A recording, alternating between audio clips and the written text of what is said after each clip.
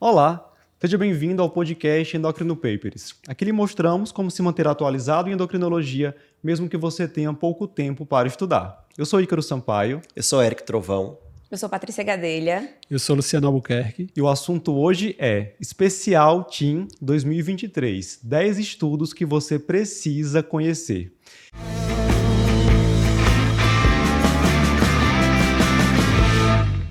Pessoal, esse podcast é super especial por duas razões. Em primeiro lugar, estamos todos reunidos em um podcast. Isso aconteceu poucas vezes, acho que 2 ou 3 podcasts no máximo. Em segundo lugar, porque a gente sabe que a banca responsável pela prova de título de especialista em endocrinologia adora abordar estudos que foram publicados nos meses que antecederam a prova. Mas é muito difícil para quem vai fazer a prova conseguir estudar tudo, todos esses estudos, saber detalhes, população, o que foi testado, quais foram os resultados. Então a gente está aqui para facilitar a vida de quem nos acompanha, dos nossos alunos, e trazer os 10 principais trabalhos publicados entre maio de 2022 e agora abril de 2023. Estão prontos?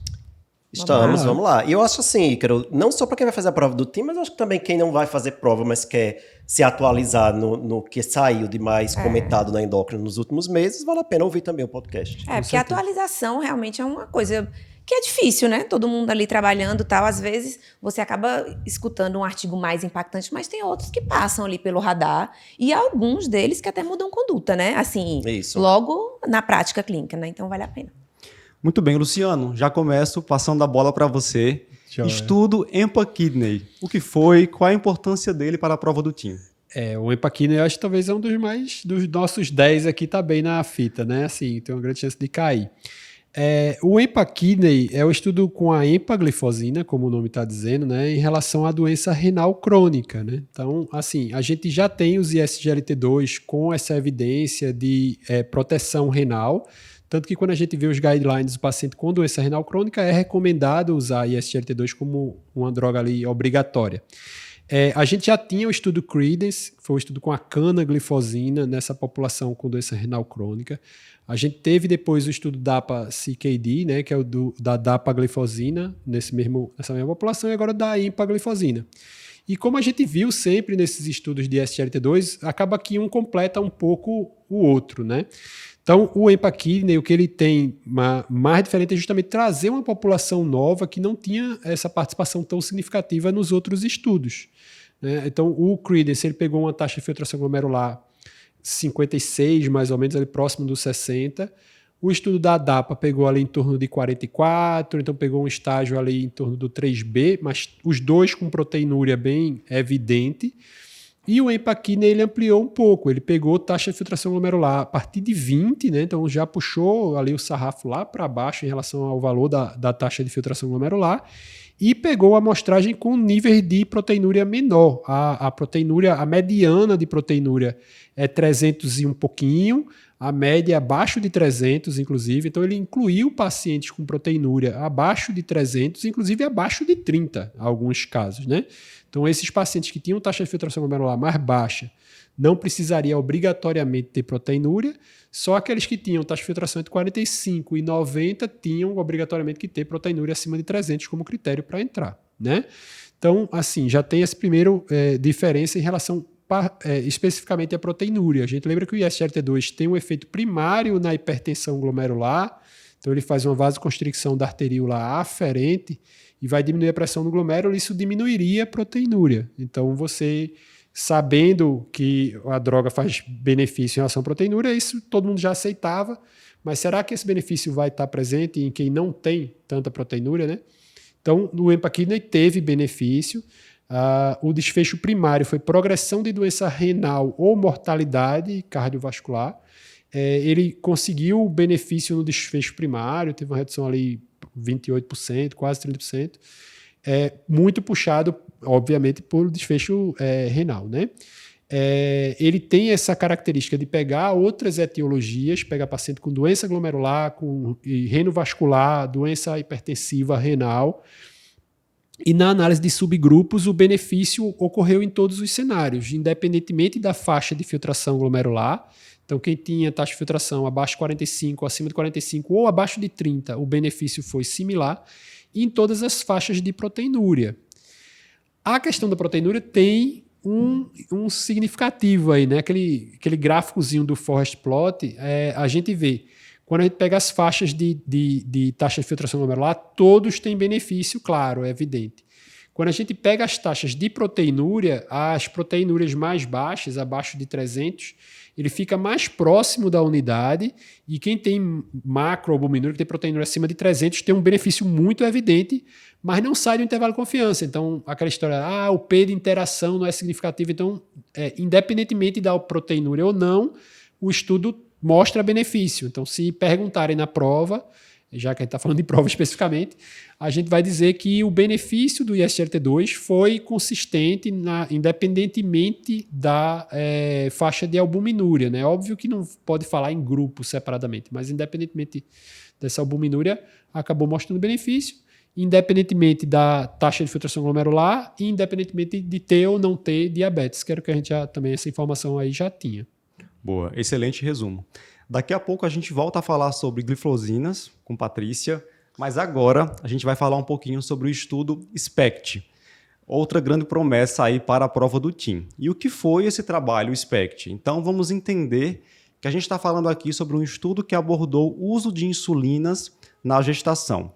Nesse trabalho a gente teve mulheres portadoras de diabetes mellitus tipo 1 que foram randomizadas em 2 grupos. Um grupo para tratamento com insulina degludec, associada à insulina asparte nas refeições, e o outro grupo, insulina detemir, também associada à insulina asparte.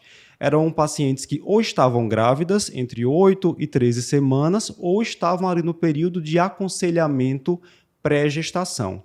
E elas mantiveram essa intervenção, essa nova insulina, até 28 semanas após o parto. Quando a gente analisa esse grupo que foi incluído, eram pacientes que estavam com um bom controle glicêmico. Era pré-requisito ter uma glicada menor que 8%, a maioria tinha glicada de 6,5%, 6,8%, e elas estavam, em sua maioria, em uso de insulina glargina, em primeiro lugar, em segundo lugar, detemir, e em terceiro lugar, degludec. E o que é que foi observado? Primeira coisa, a degludec se mostrou não inferior à detemir em relação a controle glicêmico. A hemoglobina glicada das pacientes que usaram degludec ao final da gestação foi de 6,2%, a média, enquanto aquele grupo com detemir foi 6,3%, não inferior, ou seja, não teve significância estatística de diferença, né? A gente pode dizer que degludec foi não inferior a detemir.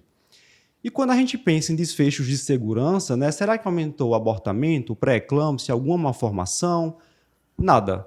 Então, também não houve nenhum desfecho de segurança relevante, não aumentou eventos adversos o uso da insulina degludec em relação à insulina detemir. Houve uma tendência de que os filhos de mulheres que usaram degludec tivessem um peso maior na hora do nascimento. Mas, enfim, é uma tendência. Quando a gente vai ali para a significância, exatamente, não foi nada de relevante. A partir daí, degludec passou a ser considerada, agora sim baseada em estudo randomizado, como insulina segura na gestação. E o que é que isso mudou para a gente? A gente tinha até então a classificação da Anvisa para degludec como sendo categoria C, aqui no Brasil, e esse ano está lá no texto da bula, no site da Anvisa, degludec passou a ser categoria A. Isso não significa que ela é a primeira escolha para tratar diabetes na gravidez. Significa que ela é segura, que pode ser utilizada. E uma dúvida que o pessoal está tendo muito é porque como o estudo SPECT foi em mulheres com diabetes tipo 1, aí o pessoal achando que ela é A apenas para DM1, mas não. Ela é A para DM2, DM1 e diabetes gestacional. Isso. Uso na gestação. Isso. A questão é que a gente precisava ter alguma coisa comprovando que é seguro, validando né? Já a tinha segurança. muito uso off-label, né? Inclusive, quando você ia em congresso, via sempre experiências individuais de pessoas que usavam e que não tinham nenhum problema de malformação e tal, mas precisava de um estudo realmente que foi esse que foi feito. Então, aí já tem 2 estudos, né, que mudaram conduta, não só para a prova, mas para a vida, né? A da degludec. E como o Luciano falou, até o ponto de corte, né? Isso. Depois do empaquine, se você for olhar, do clearance, uso né? de SGLT2 na doença renal crônica, baixou para 20. Né? Esse 20 estava já aprovado para o pessoal da insuficiência cardíaca, né? Sim. Quem tinha insuficiência cardíaca, no guideline de cardiologia da insuficiência cardíaca do ano passado, já tinha essa história do 20, né? mas aí já se ampliou para doença renal. Né? E aí é uma coisa totalmente prescrita. Inclusive, está tendo o Congresso Mundial de Néfro, e é uma das coisas que ele coloca lá bem bonitinho, assim, a linha da evolução do tempo da doença renal de diabetes. Aí fala de captopril, dos estudos clássicos, né? Aí quando chega em SGLT2, assim, cita muito esses estudos mostrando que é o que tem segurado mais recentemente, né, a perda da função renal. Então, muda. Então, se você olhar, tem 2 estudos que a gente citou aqui que mudou conduta na prática. Sim. Do ano passado para cá. Ou seja, chance de cair na prova muito alta. Grande, exatamente. Eu acho que o SPECT aí, a degludeca na gestação tem uma chance altíssima de cair. Eu acho também que esse ponto tem que ser muito bem claro na cabeça de todo mundo, que essa questão de ABC da Anvisa não é recomendação. É a história de você segurança. ter dado, né? Assim, o A é aquele que fez estudo randomizado, tal, não sei o que. E aí ter esse detalhezinho que foi testado em DM1, vai que botam lá uma casca de banana que testaram em DM2. Sim, aí não, verdade. Né? Isso. Mas assim, saber que não é a primeira linha, a primeira escolha é degludeca, porque a categoria A também estaria errado, né? É um jeitinho de botar ali... A interpretação da questão. Né? Isso. E dos estudos. E voltando a falar sobre as glifosinas, Patrícia, houve um trial publicado ano passado que também trouxe informações bem relevantes em relação a pacientes com insuficiência cardíaca, não é isso? Isso. Qual foi ele? Agora a gente vai falar do Deliver, que foi, acho que o último da série, assim, que estava falando, porque a gente já tinha citado anteriormente o DAPA-HF, que foi o que abriu, né, para falar de insuficiência cardíaca, nesse caso da DAPA-HF com a fração de ejeção reduzida. E aí depois vieram os outros, Emperor Reducer, Emperor Preserve, da empaglifosina, e faltava esse, né, que foi o Deliver, que foi da dapaglifosina em pacientes com fração de ejeção preservada. Então foi o último da série, foi publicado ano passado. Eram muitos pacientes, então, como todos esses trials aí de cardiologia, né, 6.000 pacientes que foram acompanhados por um pouco mais de 2 anos, pacientes que tinham fração de ejeção acima de 40%, e foram randomizados para usar dapaglifosina 10 mg ou placebo, e os pacientes já usavam a sua terapêutica básica para IC. Que para a fração de ejeção preservada não tem lá grandes coisas. Isso. Diferente da fração de ejeção reduzida, que já tem um bocado de coisa, comprovadamente que diminui mortalidade, diminui hospitalização. Para a fração de ejeção preservada não tem um arsenal terapêutico tão grande assim. Então fazia sentido, né? Já tinha saído antes o Emperor Preserved, que foi com a empaglifosina, que já mostrava realmente benefício cardiovascular, redução de desfecho primário, mas principalmente redução de hospitalização por IC, que você até pode pensar que é um desfecho mais... sem futuro, mas assim, IC é uma doença que tem muita morbidade.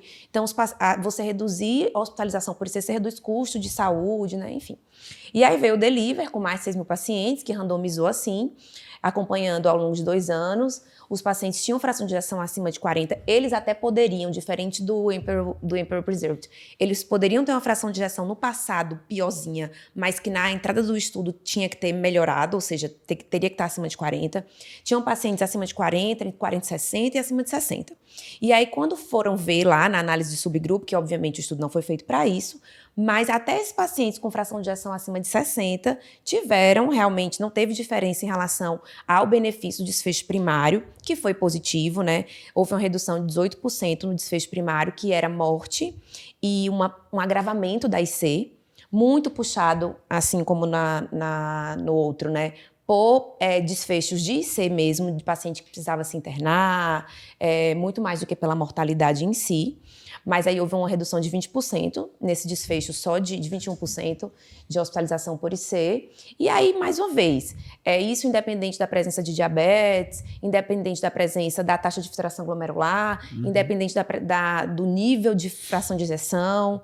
E outra coisa interessante nesse estudo foi que incluíram pacientes hospitalizados.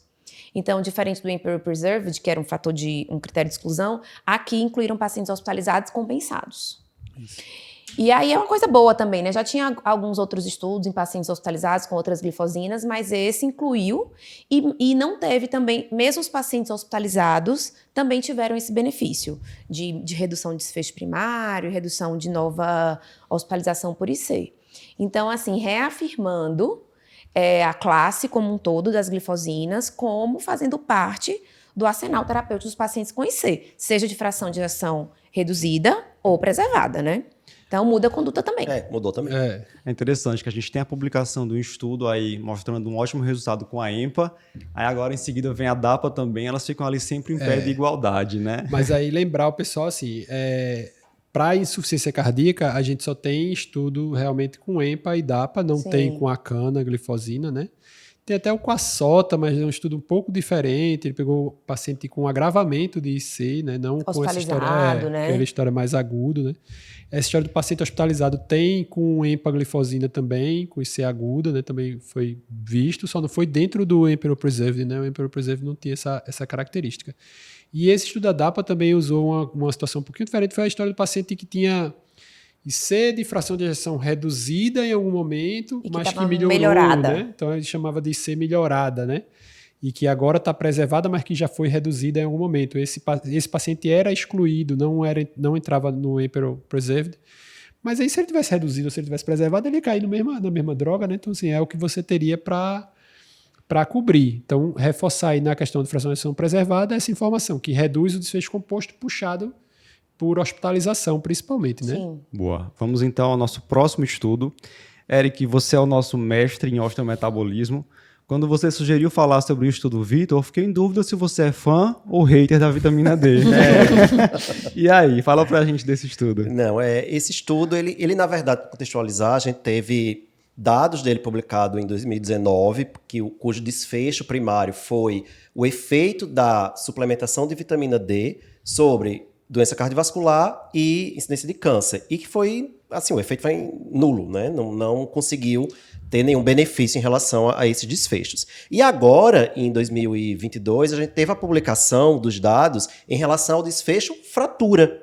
Que aí a gente espera que, se eu vou suplementar vitamina D, eu vou ter uma redução no risco de fratura. Então, o estudo avaliou, foram mais de 25 mil pessoas, certo? E aí pegou tanto homens como mulheres, foi uma média de idade de 67 anos, então eram pacientes idosos, mas algo importante, eram pacientes, na sua grande maioria, saudáveis, certo? E aí suplementou, um grupo recebia 2.000 unidades por dia de vitamina D, o outro grupo, o placebo. E aí o desfecho foi fraturas, qualquer fratura, ou só o grupo de fraturas não vertebrais, ou só fratura de quadril, e no final mostrou que o grupo da vitamina D não teve qualquer benefício na redução do risco de fratura. E agora? Certo? E agora, né? Até quando tem esse texto no nosso site, né? Na verdade, como a gente vai falar, tem tudo isso que a gente está falando está lá no nosso site escrito, né? Resumo dos estudos. E aí eu coloquei até com a imagem uma pessoa assim com a carinha espantada. Como assim não reduziu o risco de fratura? Mas assim, vamos voltar porque eu falei no início. Eram pacientes saudáveis. Certo? Se a gente for olhar a quantidade de pacientes que tinham osteoporose, eram 4% mais ou menos dos pacientes com osteoporose. Então assim, eu não posso dizer, aí tem que ter esse cuidado se cair alguma coisa na prova. Eu não posso dizer que vitamina D não reduz o risco de fratura no paciente com osteoporose. Não posso. Eu posso dizer que não reduz no paciente saudável. Tá? Outra coisa, a maioria dos pacientes tinham níveis ótimos de vitamina D no basal também, níveis acima de 30. Será que mesmo pegando pacientes saudáveis, se eu pegar um grupo de pacientes com vitamina D abaixo de 20 e fizer a reposição, não vou ter um benefício? Né? Então, falta a gente avaliar isso, pacientes com deficiência de vitamina D mais grave, pacientes com osteoporose, para ter mais dados. Agora, no paciente saudável, sem osteoporose, sem deficiência de vitamina D, repor por repor, não parece ter benefício nem para fratura. Né? Você fica com raiva no primeiro momento, mas no final das contas é bom, porque reforça a ideia de que não é aquela panaceia que o povo quer que seja, que dá vitamina D na água que vai melhorar tudo. De Covid e a artrose, não é. Não, eu realmente, assim, eu acredito, Ícaro, que no paciente com osteoporose, paciente, por exemplo, com sarcopenia, o paciente com deficiência, vitamina D baixa, vai melhorar. A vitamina D vai melhorar, mas não é e para outra todo coisa, mundo. nesse estudo também, a maioria dos pacientes não estavam suplementando cálcio. Que é outro detalhe também. A maioria das meta-análises, quando avaliou o efeito da vitamina D positivo, era pacientes que faziam vitamina D com suplementação de cálcio. Então, são muitos detalhes, né, para você avaliar. Assim, tem que ter cuidado com o título do artigo. Né? E só mais uma observação sobre esse estudo. Acho que vale a pena a gente lembrar que teve publicação também no ano passado de uma análise pós-hoc desse estudo. Certo? Foi uma subanálise dele, em que se avaliou se a obesidade interferia de alguma forma na suplementação de vitamina D. Então, avaliando pacientes com obesidade e pacientes sem obesidade, os pacientes com obesidade tiveram uma atenuação no aumento da vitamina D, ou seja, parece que a obesidade interfere negativamente na suplementação. E eu acho que isso é algo que poderia até querendo colocar na prova, tipo, alguma coisa. A obesidade atenua o aumento dos níveis de 25-hidroxivitamina D com a reposição de vitamina D. Tá correto, a gente tem um estudo bem desenhado que mostrou isso agora recentemente, né? Então, acho que fica a dica aí também para quem for fazer a prova. Certo, então estudo Vital, prova de osteometabolismo, fiquem atentos. Isso. Luciano, ano passado, quando foram publicados, né, os resultados do estudo Surmount, que a gente publicou no nosso Instagram, eu lembro que foram milhares de curtidas, centenas de compartilhamentos. Por quê? Qual é a relevância desse estudo? Você acha que ele pode ser cobrado na prova do TIM? Não, primeiro porque é o tema que, por mais que a gente, endocrinologista, sinta dificuldade em estudar, em achar um pouquinho mais complicado, que é a história da obesidade, né? Assim, na prática a gente vê, assim, estudando, a gente não tem tanta clareza nos mecanismos fisiológicos, como a gente tem, não existe nenhum, assim, umas alças claras de feedback na obesidade, né? Como a gente tem com outros hormônios. Mas é um tema, assim, uma doença extremamente prevalente e que todo mundo tem interesse em controlar peso, em melhorar peso. Então, toda vez que surge um novo agente, potencial agente farmacológico, o pessoal se anima muito, né? Pelo menos essa história de mídia. O Surmount é um estudo da tirzepatida, né? Que é um coagonista, GLP-1/GIP, no tratamento de obesidade. Ele já veio com um spoiler, né? Porque ele já veio, antes dele, a gente teve os estudos da tirzepatida no diabetes.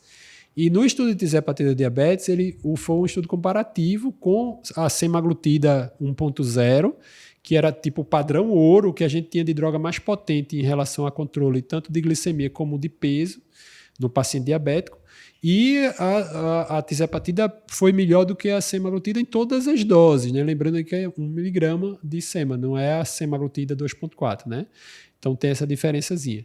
No Surmount, ele não usou semaglutida como comparador, ele fez um estudo versus placebo, mas foi um estudo que ele abordou as 3 doses da tirzepatida. Os estudos são com 5, 10 e 15. A gente lembra que quando a gente tiver disponível, comercialmente nos Estados Unidos já tem disponível, tem 2,5, 5, 7,5, 10, 12,5, 15, né? Assim, aqui no Brasil não sei se vai vir todas essas apresentações ou se só vai vir as 3. Mas as 3 doses performaram muito, muito bem em relação à perda de peso, né? E aí chegou-se ali a uma perda média de peso no estudo, o pessoal que fez a titulação completa de dose, de uma média de 20,9% de redução de peso.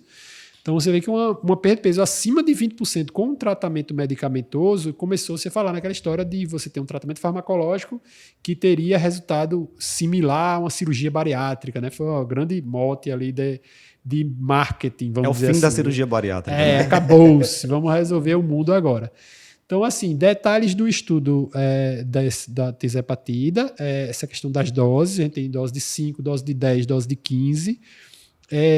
A gente vê o tempo de segmento, que é um pouco maior do que a média dos estudos, porque existe ali um período de 20 semanas, veja que ele passa ali quase 5 meses titulando a dose, né? Porque você passaria 1 mês quase em cada dose para ir titulando lentamente essa dose.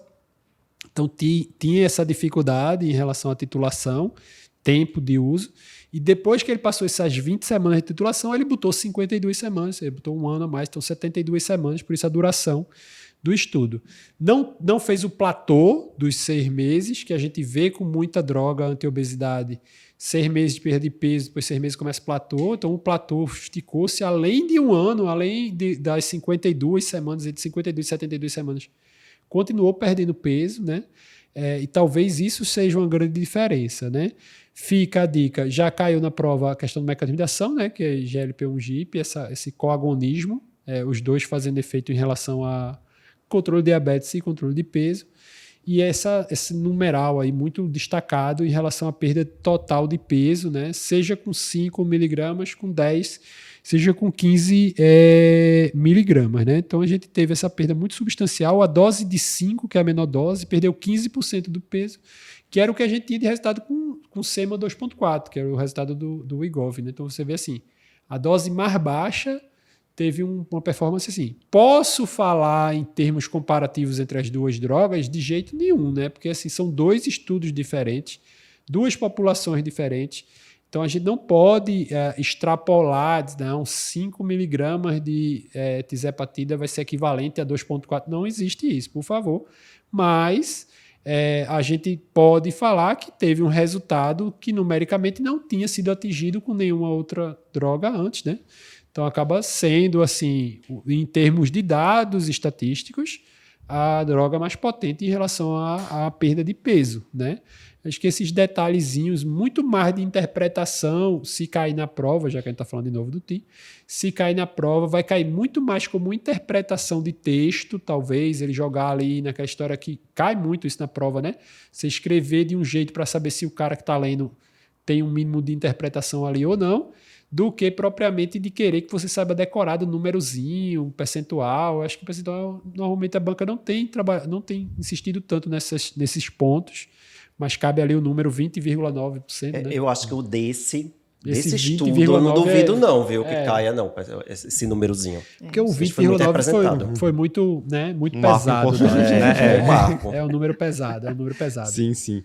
E eu vou pegar o gancho agora falando de obesidade ainda. A gente só vai mudar um pouco a população. Vamos falar de adolescentes com obesidade, certo? O estudo é STEP Teens. O que é o STEP Teens? A gente tem aqui adolescentes com obesidade que foram randomizados para o uso da semaglutida agora, com dose de até 2,4 miligramas por semana versus placebo. O desfecho primário era avaliar o percentual de redução do IMC em relação ao início do estudo e o desfecho secundário, quantos pacientes conseguiram uma perda mínima de 5% do peso inicial. Vamos lá. Grupo da SEMA, redução de 16,1% do IMC em relação ao basal, enquanto o placebo aumentou 0,6%. A gente tem uma diferença aí a favor da semaglutida, nesses jovens, de menos 16,7%. E quando a gente avalia quantos pacientes perderam pelo menos 5% do peso, a gente tem um número de 73% no grupo SEMA e 18% no grupo placebo. Então, outro golaço aí da semaglutida agora em adolescentes com obesidade. Aí, Ícaro, mas a gente está falando de outra população, são jovens. E aí, como é que ficou a questão de segurança? Basicamente o que a gente já sabia de adultos, né? Náusea, diarreia, vômito, constipação, enfim, efeitos leves a moderados e que foram transitórios. Nada que impeça o uso da medicação. É outra grande aposta aí na área de obesidade ou endocrinologia pediátrica. Sim. E a gente pega o gancho para lembrar que ano passado, no Congresso da ADA, um outro agonista de receptor de GLP-1 teve destaque em adolescentes, mas agora adolescentes com diabetes mellitus tipo 2, que foi a dulaglutida. O nome do estudo foi o AWAD-PEDS. Então, dulaglutida conseguiu uma resposta razoável na redução de hemoglobina glicada em jovens com diabetes tipo 2. Não foi grande coisa, mas quando a gente pensa que é uma população super difícil de tratar... Não, é lembrar também esse negócio no juízo, né? Assim, você tem estudo com GLP-1 com a dula para diabetes tipo 2 nessa população, né? Isso. A gente, para peso, para tratar obesidade em adolescente, a gente tem o estudo da Lira, né? Que já, inclusive a Lira já tá teria liberado. aprovação. Tem agora esse estudo da SEMA. O resultado, se você comparar os dois estudos, é ridículo. Assim, esse resultado da SEMA foi muito, muito, muito, muito maior. É um probleminha, porque assim, se você for usar IMC ou peso, como é uma população que está ainda em fase de crescimento, isso é um atrapalhozinho razoável, porque se você pegar um pessoal que ainda tem uma perspectiva de algum crescimento de estrutura corporal, sei lá, uma idade óssea, talvez vai valer mais do que uma idade cronológica, né? Aí talvez ele ainda está numa fase que ele estaria ganhando peso, e aí a droga, vamos dizer assim, fazendo ele não ganhar tanto peso ou estabilizar o peso, ele já está perdendo peso. Porque Ele tá ele crescendo. Isso, porque deveria ganhar, né? Embora geralmente eles pedem para ter fechamento de epífise quando vai entrar, né? Isso é uma coisa que às vezes eles colocam como critério de entrada. Mas não sei se o pessoal consegue controlar tanto assim, porque idade óssea não deixa de ser uma coisa um tanto subjetiva, né? Vai avaliar a raio-x, então tem esse limitante aí na história. Só uma coisa que ele não falou no estudo da tirzepatida, que aí, pegando o gancho aí da história dos efeitos adversos, no estudo de tirzepatida, os efeitos adversos foram mesmos, né? Assim, náusea, diarreia, constipação, às vezes tem as duas coisas misturadas. E, caracteristicamente, não teve diferença entre as doses. Então, o grupo de 5, o grupo de 10 e o grupo de 15 não teve diferença de incidência dos efeitos colaterais, mostrando que os efeitos colaterais eram muito no período de titulação de dose. Quando você passava de 5 para 10, aumentou a dose e aumentava o efeito colateral, mas depois de um tempinho ele estabilizava. E a taxa de descontinuação máxima foi 7%. Então, assim, é uma taxa de descontinuação muito baixa, mostrando realmente que, diante do benefício, né, o pessoal está perdendo peso, existe essa fidelização, né, o pessoal fica usando realmente a medicação.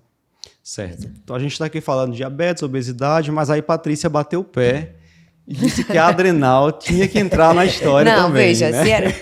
é uma área que vai ter, obviamente, muito menos estudo, né? Porque não é um chamariz assim feito obesidade, diabetes, né? Que sempre está saindo muito estudo, até puxado pelo pessoal da cardio, né? Que sempre faz esses trials aí de diabetes, mas enfim. E aí a gente vai falar de um estudo, basicamente, para citar essa droga, para quem vai fazer a prova já ter ouvido falar, né? Que foi um estudo chamado Bright HTN, que foi um estudo fase 2, publicado agora em 2023, fevereiro de 2023, no New England. Fala sobre uma droga chamada Baxdrostat, que é uma droga que está sendo aí promissora para o tratamento da hipertensão resistente. Então, veja, no tratamento da hipertensão resistente, quando a gente vai estudar, a gente sempre vê o paciente usando 3 drogas, sendo pelo menos uma delas um diurético. Então, eram esses os pacientes que foram estudados. E, geralmente, a quarta droga, quando você lê os consensos aí de cardio, é a espironolactona. Ok. Só que o problema da espironolactona são os efeitos colaterais, porque ela não é uma coisa seletiva, ela acaba atuando ali, atuando com os efeitos colaterais por ter aquela questão de diminuir hormônios, principalmente no sexo masculino. Então, alteração de libido, ginecomastia, a gente não tem a plerenona, que seria mais específico, então tem toda essa questão. Aí foram desenvolver essa molécula, Baxdrostat, que vai ser o antagonista da aldosterona sintetase, da última etapa lá na esteroidogênese adrenal da produção da aldosterona. O problema das outras drogas anteriores a essa é que essa enzima aldosterona sintetase parece muito com a 11-hidroxilase, elas têm muita homologia. Então, sempre que você fazia esse antagonismo, você acabava diminuindo também a produção de cortisol. Então, e aí dava um sintoma, poderia até dar sintomas parecidos com a hiperplasia adrenal congênita por deficiência de 11-hidroxilase. E aí, tanto que aí puxando essa história, chama Baxdrostat, e tem o osilodrostat, que é uma medicação nada a ver para hipertensão resistente, mas que é usada para o tratamento do hipercortisolismo na síndrome de Cushing. Ela vai inibir justamente essas vias finais da 11-hidroxilase, dando um quadro clínico muito típico de deficiência de 11-hidroxilase. Então, aumenta os precursores ali de androgênicos e diminui a produção de cortisol. Tanto que essa osilodrostat está aprovado pelo FDA para o tratamento do hipercortisolismo. É a única droga. Lá, o cetoconazol não é aprovado, por conta de seus efeitos colaterais, hepatotoxicidade e tal, que é o que a gente usa aqui no Brasil. Mas é um custo muito alto. Então, lá nos Estados Unidos, o que é aprovado pelo FDA para o controle do hipercortisolismo é o osilodrostat. E aí, esse Baxdrostat, então, ele é 100 vezes mais específico para a aldosterona sintetase. Então, ela só vai atuar lá na camada glomerulosa, digamos assim. Então, diminui a produção de aldosterona de forma bem específica, sem dar os seus efeitos lá antiandrogênicos. E aí foi um estudo de fase 2, incluiu poucos pacientes, porque era um estudo de fase 2, 250 pacientes com hipertensão resistente durante pouco tempo, porque era um estudo de fase 2, então 12 semanas de estudo, mas saiu no New England, então assim, é uma droga promissora, reduziu em 20 milímetros de mercúrio a pressão sistólica em média, e o estudo foi parado precocemente, porque aquela história, o comitê de ética viu que não era ético deixar o outro braço em placebo. Ou seja, foi um remédio bom, que deu certo para o controle da hipertensão resistente. E aí, obviamente, por ser um estudo fase 2, tem um bocado de interrogação. Será que esse resultado vai ser mantido a longo prazo? Será que isso vai reduzir desfecho cardiovascular a longo prazo? Será que isso pode dar hipercalemia a longo prazo? Porque eles selecionaram pacientes com taxa de filtração glomerular acima de 45, enfim. Levanta essas hipóteses, porque era um estudo de fase 2, mas se cair aí na prova, já dá para saber que é uma droga promissora. Teve estudo de fase 2 no New England, que é um inibidor bem específico e seletivo da aldosterona sintetase e que teve um bom resultado nesse estudo de fase 2. E às vezes é até uma questão básica, assim, se você ouviu falar na medicação, você acerta. Quando essas coisas, assim, muito, assim, ainda iniciais, igual na época que caiu o tirzepatida, era uma coisa básica que perguntava, né, GLP-1, GIP, porque eram aqueles estudos mais iniciais. Ele quer saber o mecanismo de ação, exatamente. Tá, e aí, deixo outra dica aí, que que quando tem esse negocinho do mecanismo de ação muito específico, né, é como a gente começa vai dar uma olhada, vai relembrar. Então pode cair na prova de básica, na parte de Sim. mecanismo, da via de síntese de aldosterona, via de síntese de gênese desses hormônios adrenais, né? Saber a 11-beta onde está, a hidroxilase, ou a aldosterona sintase onde está, e aí você ter essa diferençazinha das vias de síntese, né? Acho que é uma boa dar uma checadinha, porque né? junta as duas coisas, né? Não Isso. fica perguntar por perguntar, Não tenho assunto para perguntar sobre a droga, porque ainda é uma coisa muito inicial, vou perguntar sobre a via de síntese. Pum.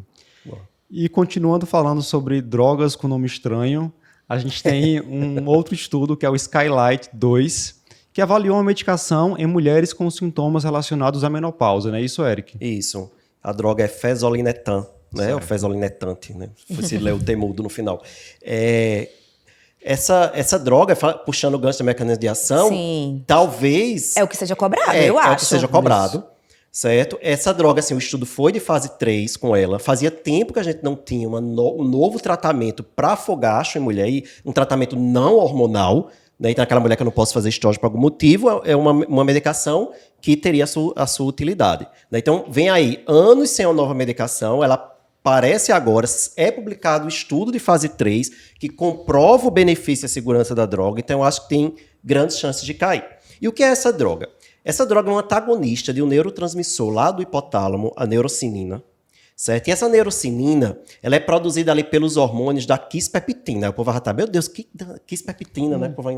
A quispeptina, ela é um hormônio que estimula o GNRH, então ela tem tudo a ver com o eixo gonadal. E como é que está essa parte do eixo gonadal ali central, essa parte de GNRH, FSH-LH na mulher na pós-menopausa? Está hiperestimulado, certo? Porque não tem hipoestrogenismo, tem hipogonadismo, então está hiperestimulado. Então o neurônio da quispeptina está hiperestimulado. E ao estar hiperestimulado, ele produz muita neurocinina. E essa neurocinina, ela tem ligação direta com o centro termorregulador, para se estimular, né? Parece ser um dos mecanismos fisiopatológicos dos sintomas vasomotores da mulher na pós-menopausa. Então, ao antagonizar a ligação desse neurotransmissor ao centro termorregulador do hipotálamo, você teria uma melhora dos fogachos. E o Skylight, ele comprovou isso. Ele pegou mulheres na pós-menopausa, dividiu em grupos usando placebo, usando a droga na dose de 30 miligramas e usando a droga na dose de 45 miligramas.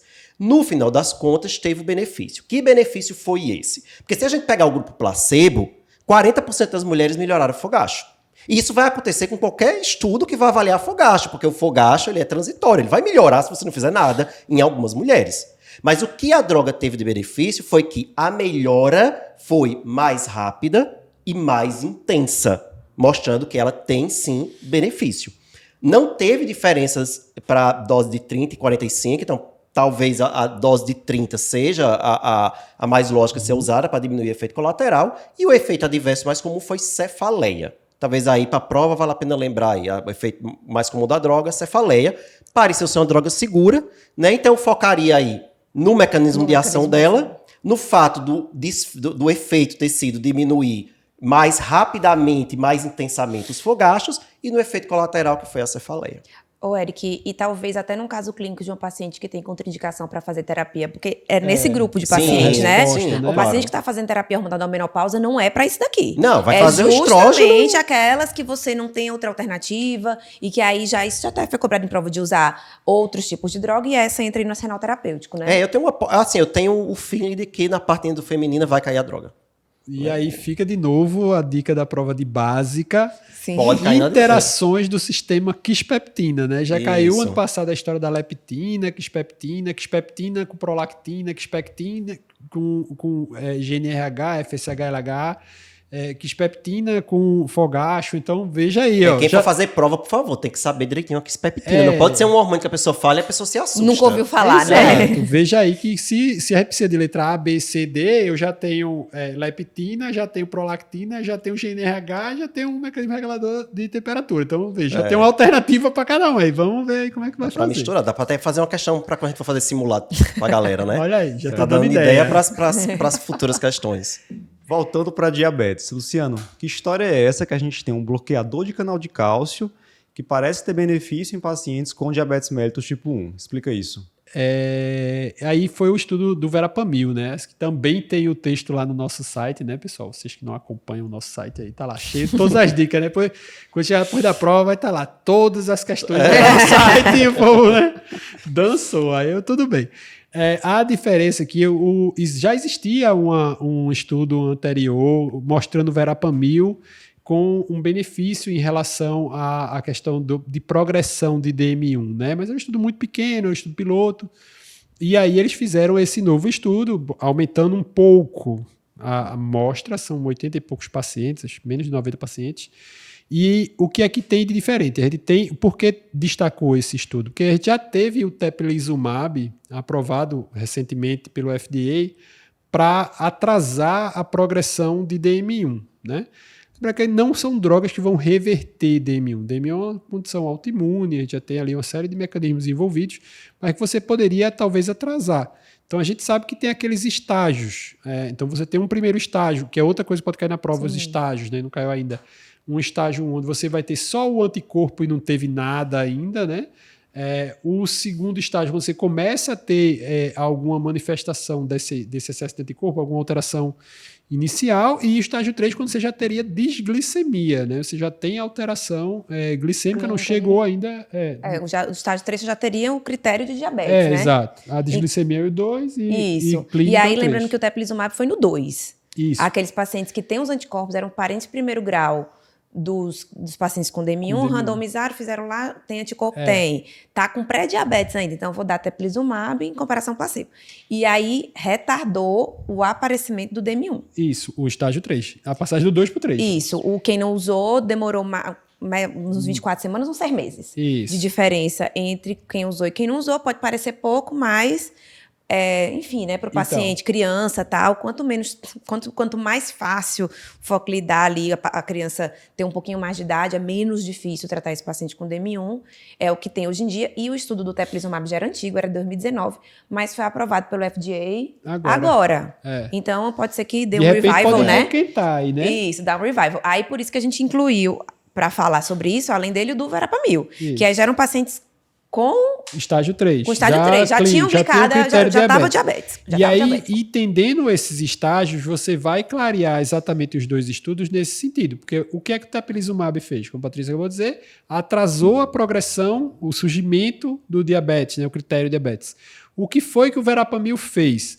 O Verapamil, ele garantiu um peptídeo C positivo por mais tempo, né? Porque a gente sabe que ali nos estágios iniciais do DM1 pode ter aquela famosa lua de mel, e aí você passa um período mais com secreção. Prolongou a lua de mel. Prolongou a lua de mel dentro do tempo do estudo, que não foi lá grandes coisas, né? Então, assim, teria isso. E o grupo que usou Verapamil acabou chegando no final com hemoglobina glicada 0,4, 0,5 abaixo do grupo placebo. Então, ele realmente aumentou o peptídeo C, né, que é um marcador de secreção, e deu um controle glicêmico um pouco melhor, justamente porque ele já pegou paciente com estágio 3. Então, ele não atrasa o surgimento, porque já surgiu, né? O teplizumab atrasa o surgimento, porque pegou no pré-clínico, né? Pegou no estágio 2. Então, pode cair na prova a historinha dos estágios, já que foi, né, colocado a diferença de um para o outro, nunca caiu. Pode cair o que era o desfecho, de repente ele pode falar, saiu um estudo do Verapamil atrasando o início do diabetes tipo 1. Não, ele não atrasou, ele melhorou o controle naquela fase muito inicialzinha, né?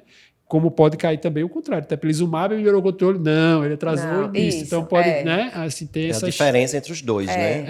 Acho que o paralelo entre os dois tem que estar muito na cabeça de todo mundo. Sim, isso aí. E para fechar, com chave de ouro, se você que está nos acompanhando achou que a gente esqueceu do estudo Clear, não, fique tranquilo, não esquecemos. É uma das nossas principais apostas para a prova desse ano. Aposto dinheiro. Vai cair. Bem, eu não vou discordar de Não você. Não aposta. Vai escutar, alô, pessoal da banca. Aí a banca vai falar. Eric aí, a banca vai falar, estava essa questão, mas eu vou ganhar dinheiro de Eric. Vou tirar. Eric, o que foi o estudo Clear? Então, foi um estudo que avaliou o ácido bempedóico. Né? A gente tinha o ácido bempedóico aprovado pelo FDA para tratamento de pacientes com hipercolesterolemia familiar heterozigótica ou aquele paciente com doença cardiovascular que estava em dose máxima tolerada de estatina e que não atingia a meta do LDL, mas era aquela aprovação que não se animava muito porque não tinha estudo de desfecho cardiovascular. Né? E a gente estava todo mundo esperando os resultados do CLEAR para ver se, e aí, vai ter um efeito positivo ou não. E aí saiu o estudo, né? E o estudo mostrou que sim, teve benefício cardiovascular. E como foi o estudo? Ele pegou pacientes que tinham doença cardiovascular, o alto risco para doença cardiovascular, e que eram intolerantes à estatina. Certo. Então, eram pacientes que não tinham, aí, por intolerância, mas não conseguiam. Não conseguiam usar estatina, mas tinham indicação. E aí, dividiram esses pacientes, né? Tem um placebo e ácido bempedóico, 180 miligramas diário por via oral, certo? O desfecho primário foi o famoso desfecho composto, né? AVC não fatal, IAM, revascularização, mortalidade cardiovascular. E aí, teve o benefício de uma redução de cerca de 13% no desfecho primário, certo? Alguns pontos que a gente deve lembrar. Se a gente for avaliar separadamente, AVC fatal e não fatal, não houve benefício. Mortalidade cardiovascular isoladamente também não, nem mortalidade por todas as causas. Mas para desfecho primário, houve sim um benefício. Tá? A redução de LDL colesterol foi em torno aí de 21%. Então não seria assim, um tratamento de alta potência, bem né? moderada. Bem moderadazinha aí, potência. É baixa potência. É baixa, abaixo de pessoa, 30%. Mas o que importa é reduzir o desfecho. Reduzir o desfecho. Mesmo não trazendo o LDL lá. E é oral. E é oral, diário, talvez, muito provavelmente não vai ser uma droga cara, impossível de ser utilizada. Igual o PCSK9. E Exatamente. aí outra coisa, é um mecanismo também, né? O mecanismo de ação, com certeza. Então ele vai agir ali na via intracelular de síntese do colesterol, a mesma via onde a estatina age. Agora a enzima é outra. A estatina age HMG-CoA redutase e o ácido bempedóico age no ATP citrato liase, que é uma enzima antes da HMG-CoA redutase. Mas que no final das contas vai diminuir colesterol intracelular, que vai levar ao aumento de expressão de receptor de LDL colesterol na membrana da célula, aumentando o clearance plasmático de LDL colesterol. Então no final vai dar a mesma coisa. Certo? Seria uma questão básica linda. Seria. E aí, eu acho que grandes chances. Acho que cabe bem destacar essa parte de intolerância à estatina, também assim, indiretamente pode ser que caia, né, para dar alguma conceituação ou botar um caso clínico na prova aberta para saber se é ou não, né? Lembrar que existe o conceito de intolerância parcial, que é aquele paciente que não tolera progredir dose, né? Assim, precisa usar uma dose muito baixa. E assim, embora atue na mesma via, né, assim, são pontos diferentes da via. Então, tem ali alguns poucos pacientes que estavam usando a estatina e que usou ácido bempedóico em cima da estatina. Né? Então, assim, não pense que é porque está falando que é a intolerância completa de não usar nada, né? Então, isso tem que estar claro na cabeça. Que você pode associar, né? Isso. Tem que estar claro para não. Você não consegue progredir dose de estatina, aí você coloca o ácido bempedóico. E em relação a efeito adverso, acho que vale a pena lembrar que, embora seja na mesma via que age, mas os efeitos adversos são diferentes. Isso. Ácido bempedóico não aumentou sintomas musculares, tá? E não aumentou o risco para diabetes, de evolução para diabetes. Né? Quais foram os efeitos colaterais? Aumento de risco de gota e colelitíase. Aí aumentou um pouquinho o ácido úrico, aumentou um pouquinho a creatinina, aumentou um pouquinho a transaminase, mas de forma discreta. Né? Então, lembrar dessa diferença dos efeitos adversos. Excelente, Eric. É isso, então.